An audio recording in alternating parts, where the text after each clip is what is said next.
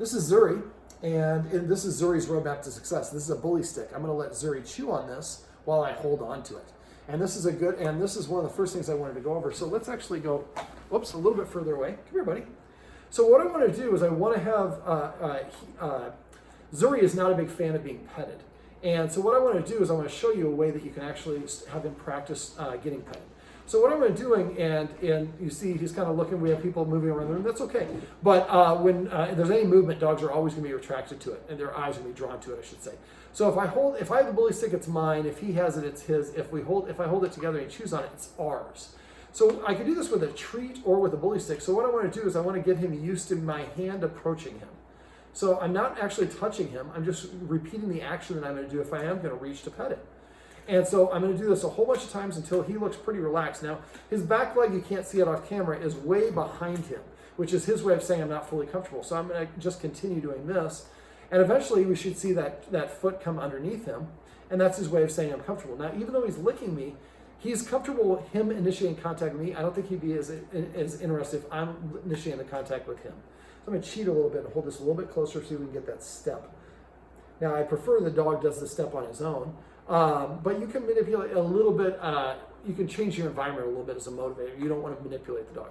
So basically what I want to do is I'm going to hold this, and I probably have you guys doing this when you're on the floor watching TV. So he's chewing on this, and you're just moving your hand back and forth until he's pretty comfortable with that, and he doesn't have his foot out behind. Then while he's chewing on it, then you can maybe pet him a little bit on his shoulder. You might even just start off by just touching him with one finger like this while he's chewing on it. And eventually 2 fingers, 3 fingers, 4 fingers. When you're doing this, it'd be better if you're touching him. His head is here. It's kind of hard for you to see at this angle. But I would want to touch his flank, his back hip, and then gradually work my way up his body. But he should be relaxed and comfortable. So the idea for this is eventually he gets to the point where he's comfortable chewing on the bully stick while I'm petting him. So he gets practiced at that because he's not a big fan of being touched unless he wants to be touched. And so again, I offer my hand here. I stopped because he stopped chewing on the deal. So if you do this after a while with you guys, I think it'll be faster. Eventually you'll be able to hold this, he's chewing on it, and you're petting him while he's chewing on it. Now remember, for petting, we want to try to avoid petting on top of the head whenever possible. If all things are equal, I'd like you to pet him under his chin. All right, I'm going to come here. Come. See, he's a little bit of a demand barker, and he also likes to run the... So this is demand barking. I pulled this out so he wouldn't bark during this, but I asked him to come to get this. Now this could be an indication he's not comfortable with something, but I'm pretty sure he's comfortable with me. He just wants what he wants when he wants it. Good. Sit. That's a down. I'll take that. All right. So if you are going to have guests, if you can come up with a bully stick, I would recommend you go to the Green Spot and get a couple of cow kneecaps. Those are a wonderful one for them to chew on, especially a fresh one that hasn't been chewed before. But he'll get about 5 or 6 different chew sessions out of it before the bone's gone. So it's a great way to help him. When dogs are stressed, they like to chew. It's a nice way for them to release a little bit of anxiety. Okay, so we started off the session by talking about exercise. Right now he goes for about 15 to 20 minute walks a day, which is fine, but probably nowhere near as sufficient as what he needs because he's a working class of dog and he's in his prime. He's only 3 years old. So I went over some creative forms of exercise. So one of the things we did was we showed him the doggy stairmaster. He was marginally interested because there are other people here. When I think we're gone, you guys will get a lot of traction from that. Remember, the first time you do it, keep on doing it with an empty stomach until he says, I'm not coming back up there anymore. I've been up and down the stairs 50 times. I'm not doing it anymore. We want to know what his maximum number is because we're going to exercise him 50 to 75% of that maximum number multiple times a day. Now remember, 5 minutes on the stairs is equivalent to like a half an hour walk. So you might find that there are a certain amount of exercise that set him up for success for certain things. Maybe before a walk, if we give him 10 up downs on the stairs, then give him 10 minutes to rest, he's a dream on the walk. Before a guest comes over, maybe it's a regular guest without any kids, maybe he needs 20 up downs on the stairs before, and 10 minutes to rest before they come over. Maybe for the kid coming over, maybe we need to have 30 up downs on the stairs or whatever it is. I'd like you to be more proactive when it comes to exercise as opposed to reactive. Don't wait for him to be howling and barking and whining. First time he does it, tell him to sit or do something else. Wait for, like I said, about 3 or more seconds. Then have him do something else. Then take him to the stairs and do the doggy stairmaster. Take him on for a walk. Do some set games or whatever it is. Give him something to do. Don't let him keep on demand barking, get a little sample of something, come back and demand bark again, because he's practicing that engagement. I'd rather give him something to do that's going to take a longer period of time.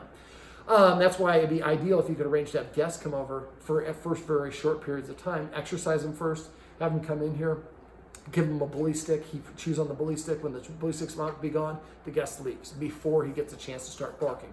And then eventually you can do it with a bully stick, and then maybe you have a couple minutes in between where you do the touch game, and then we give him the Omega Paw treat ball or a puzzle game, and he rolls that around the floor. And again, before he solves that, the guest leaves. The whole point is we want to build a successful experience on top of another successful on top of another one without any reacting or demand barking.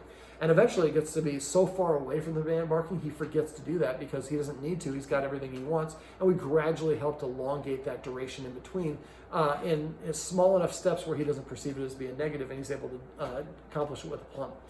Okay, so the Doggy Stairmaster is a great one. Scent games is another good one that you can use, which is hiding treats, and that's the one you should search. There's probably a bunch of different websites and articles you can find. There's DVDs and stuff you can find about it too, but I would just start off with the freebies. I'd also like to get him an Omega Paw treat ball. That's the official name on Amazon. Get the large one. It's about $11, I believe. And then you could also put that on the floor full with his kibble, and he's got to nudge it around just right to get a couple pieces of kibble to fall out, and then repeat that over and over again. I'd also like the Guardians to get a snuffle mat and start feeding him out of the snuffle mat. Speaking of food and water, I'd love to see that there's especially the room that you want him to be in, there should be a bowl of water in that room, probably on this floor as well. So that way he doesn't really have to go far to get water. And so basically for the doggy, the scent games, at first just keep him in the room, but eventually you can put him all sorts of different places. But he's got to use his nose to find them. That's very physically draining.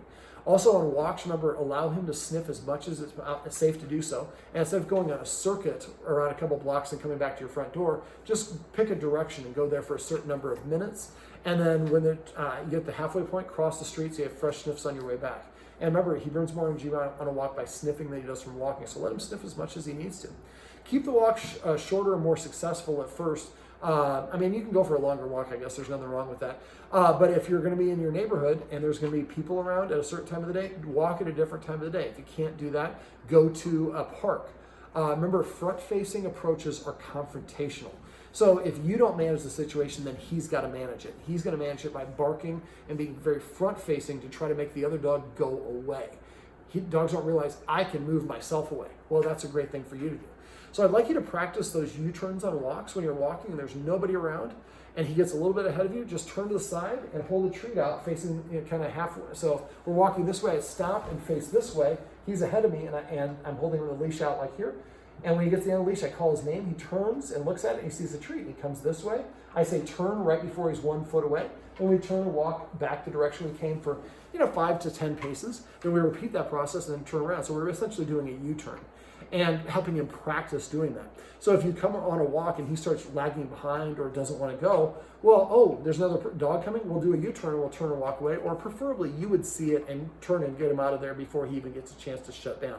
That is much more desirable. We want you to be the ones handling things so he doesn't have to. Remember to manage things. So if you're walking to a choke point, you're walking down a street and it narrows and there's like trees on either side, there's nowhere else to go, don't be first. If the other person's going, let them come first. Wave them through. Just say, no, come on. If people see you doing that and you're directing traffic, a lot of times they recognize, oh, your dog's probably not great with other dogs. Maybe it's fearful. Maybe you're in training. Maybe it's had a bad experience or whatever the case may be. So I'd also recommend you get a training leash. Get like a 6-foot long red or blue training leash and have it say training down the side of it. People come up to you and they want to approach you like, sorry, we're training. People will just turn around and walk away. You don't have to have that long conversation. It just makes it easier. Remember, you can also exercise him before going for a walk, and that's going to produce a much better walk for you. And play around with the number of repetitions. You're going to find there's a certain number of up, downs, and the stairs or whatever it is that set him up for success on guests coming over or going for a walk or whatever the case may be. But if your neighborhood's too busy and he's constantly reacting, get in your car and just drive to a park somewhere where you can be in the middle of a big open field. If the dog starts walking towards you, you can walk in any number of directions away from it. Remember, success on top of success on top of success. So we don't want to practice barking or lunging at people in the neighborhood. Let me see. You can also get a doggy backpack. It's another way to burn some energy. Fill it up with bottles of water or something like that. Okay, we also talked about the importance of rules and structure. right now he doesn't really have any rules, and it is a very common thing.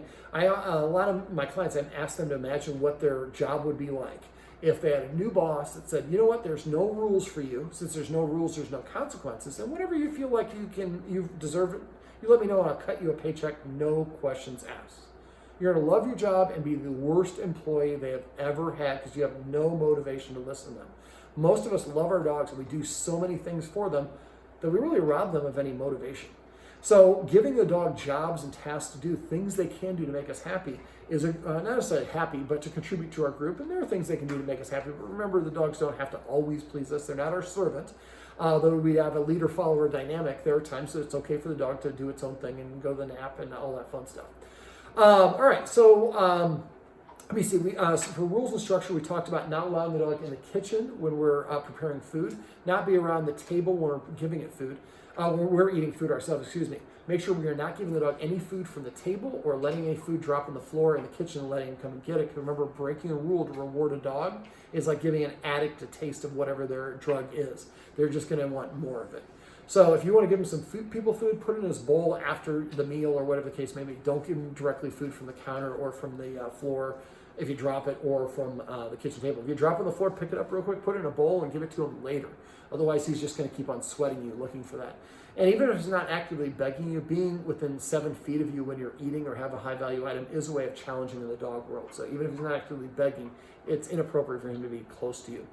Let me see. We also talked about, and there's probably other rules that we can incorporate. So look for opportunities for him to do different things, like sitting at the door. So I go to the door and I say, sit. If he sits within 2 seconds, the first and only time I say it, I open the door and let him out. If he doesn't sit, I sit down nearby, wait for 1 minute, then go back to the door and command him to sit again.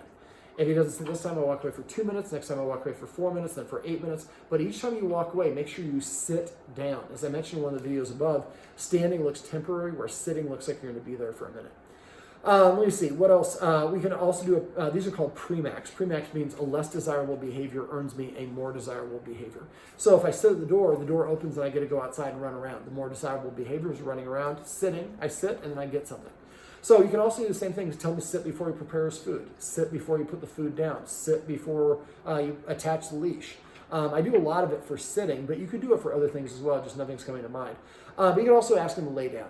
And remember, sitting and laying down are good indications of how comfortable he is. If he won't sit or won't lay down or won't take a treat, that's a good indication he's close to something that he's not comfortable with.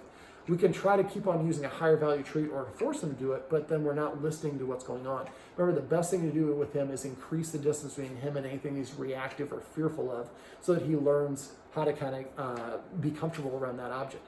One of the things they talked about, we didn't really get a chance to show you, is called counter conditioning. So counter conditioning is, we talked about like the knocking at the door. So basically, we knock at the door right now, he would stop what he's doing and run to the door because he thinks he's in charge of security. And then usually the knock at the door is followed by somebody coming inside, and that's a validator or a reward. So instead what I would do is I'd maybe have somebody here, and then I'd give him a treat. Treat. Treat. So you want to start off with a very, very soft, quiet one, like, so was he stopping and looking? Yeah. But he has a bully stick, which is more important for him. Right. So again, counter conditioning, what we're going to do is replace. So normally I hear a knock at the door, I run to the door and I bark, and then somebody comes in, I jump up on him and I let him know that I'm in charge around here. So now we do it without anybody coming inside, and with the knock coming from a different place, and then after the knock, I get a treat. And so I might go, treat. You can barely hear the knock, and that's the idea. So we want to make it so low. When you're doing counter conditioning, the dog cannot react at all. If it reacts at all, it's not beneficial. You get greedy. So as I talked about in one of the videos above, create the easiest version of the activity, then break it down in individual 10 steps or however many steps it is, and practice step 1 over and over and over and over again until the dog is behaving the way you want for step 1. Only then go to step 2. And then repeat that for all the individual steps. Once the dog knows how to behave for all the entire process, then we start making the situation more and more realistic and work our way back to real world situation. But if I go from one stage to the next and the dog fails, I go back and I might back up at half a step even. Yeah, it was really fast. He went through that bully stick pretty quick. We'll see how long we go before we get the demand barking. And we're just going to let him do his thing. Also for the demand barking, speaking of which, we have some windows that overlook the front of the house, and he's had a couple of other houses that he's lived in where he was able to kind of stare and look outside the front of the house, and it was not very busy. The house he's in now is pretty busy, or at least the street is. And so if he's looking out the window and practicing barking at them, it can create frustrations and some other things. So I usually recommend that dogs in his sort of case that do that to cover the bottom part of the window with white paper. That way he can't see outside, and he doesn't know if his barking made the person walk away or not. So you can do that for the window there. Anything that he really is going to get in trouble with, blocking his access to it so he doesn't practice reacting is always a good behavior, good approach. We call that maintenance. Let me see. We also talked about, a couple other things. I would like you guys to come up with a list of the official command words and make sure we're always saying the same word. And remember to say it in the same pronunciation. Now, I made the tactical error of saying be assertive, but really want to be kind of in a good, happy voice, not necessarily an excited voice. A lot of us, we say, "Oh, Zuri!" And that gets the dog really excited as Zuri just bounds up the stairs. Hey, Zuri. Yes, buddy. But that excitement can also cause problems. And like Laura talked to you about, if he's overexcited, we don't want to have kids handing him a treat like this. We'd rather have him put it on the floor or hold it in their flat hand. But even that might be problematic. Putting it on the floor, that way there's no chance of him accidentally biting a little bit hard. I was going to talk about body language. The guardians here know about that.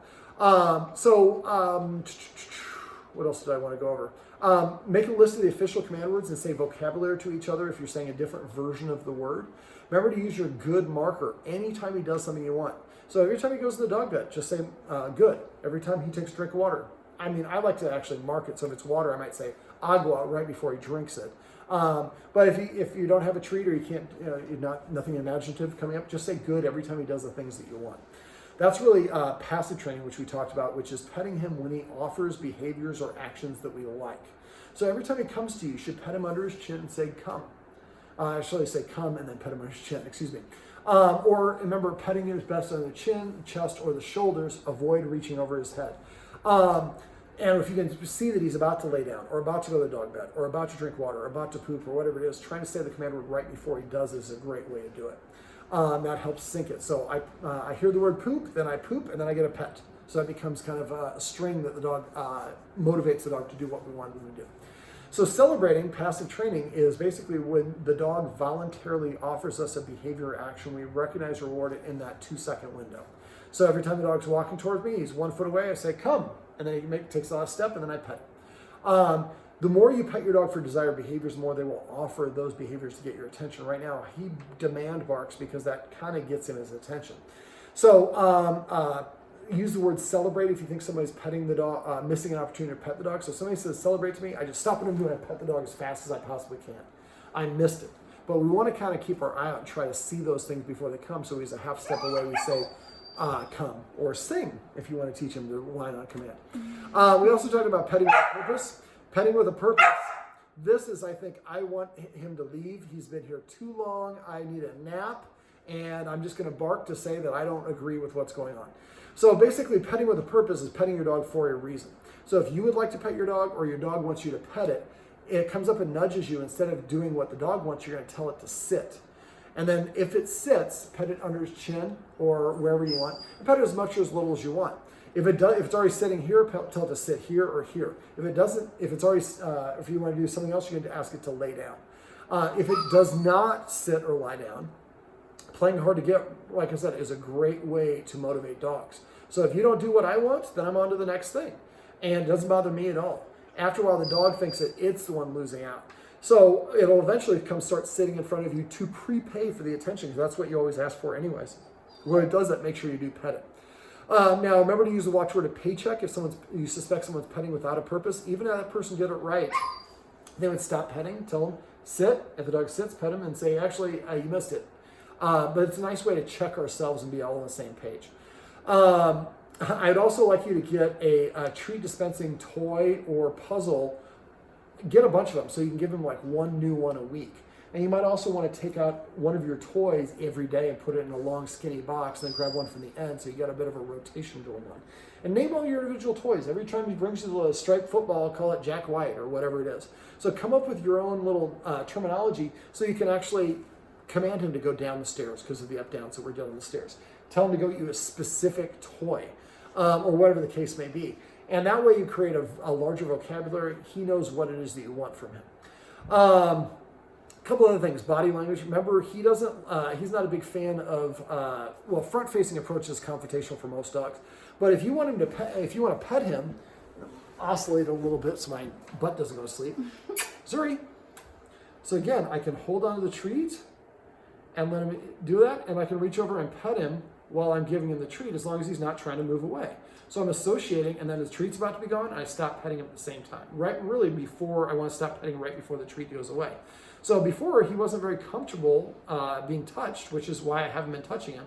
But in this video, I'm about to leave. So again, doing this, and I reach over, and he's comfortable, and I'm petting him, and he's getting used to being petted. Treat's about to disappear. I stop petting, and then the treat's gone. So that might be a little exercise for you guys to do. Remember, they don't generalize, so do it in different parts of the house so that he kind of gets used to being touched and a little bit more comfortable with it. What do you say, Zuri? Do you have anything else you want to go over? You want to touch? Good. Now, you couldn't really see it very well because of the camera angle, but if he's like got his legs going in one direction or the other, or he's hesitant to do something, it's his way of saying I'm probably uncomfortable. So again, if we're going to have Laura, or if you're going to have somebody else come to watch him, Laura's advice of having the person come over and spending a little bit of time is good. It kind of lets him know she's trusted with my humans. She's been over here 2 or 3 times. She's now to the point where she's touching me, she's giving me treats. I feel comfortable listening to her. You don't have somebody come to your house and they never met the dog before, and you've never met the person before. They might start doing, like I said, we've had people that find out that people are putting shot collars on their dogs and they're not supposed to be wearing shot collars. So we want to make sure the dog feels good and comfortable about that. I would also go get your, to the green spot, I would get yourself a bag of bully sticks, and I would get, now kneecaps only last for a couple weeks, so I wouldn't leave it too long. But if you're going to have friends come over, you're going to take him somewhere or have guests over, giving him bully sticks are things to do. He really liked both of those things. It was an opportunity to be directed to do something else without having to, without barking and demand and barking and all the rest of that fun stuff. Now, you guys went over what's called a relaxation protocol with a previous trainer in Denver. I'd like you to brush up on that. If you're watching this and you can't find it, just message me and I'll send you a PDF to our list. What I'd like you to do is do that practice and get him used to doing that, and practice with the dog bed there, then practice with the dog bed there, and then practice with the dog bed there, so you can move it around the house. That's really important, upstairs, downstairs. And eventually when you get to the point where he does that a lot, maybe you have a guest come over that's in on it with you. You do it once, go through all 5 things, and then have the guest go through all 5 things. So he gets used to seeing, listening to other people and having good things happen, and he practices relaxing, which is the whole reason we came up with the relaxation protocol, and so he practices relaxing in different situations. Trying to think, is there anything else you want me to go over? I think that covered it. All right, 22 minutes. It's like I've done this before. 23 minutes. I should probably wear my glasses. All right, Zuri.